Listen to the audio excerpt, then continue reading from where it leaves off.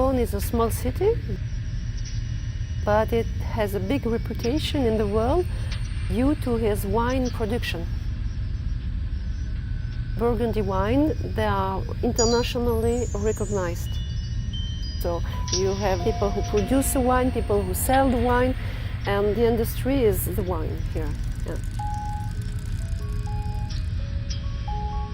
It's an ancient city. There was already proofs of the reality of Beaune in the Roman period. And the Roman came and we were in Pax Romana here.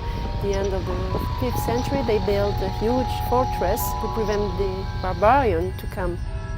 We have a little bit of Renaissance time, 15th century. So it's an ancient and it's known by his wines. Marey was born in Beaune. In fact, he had the big roots in Burgundy. So he was absolutely bound to this area. I think he loved very much this place because it's a lovely place, really.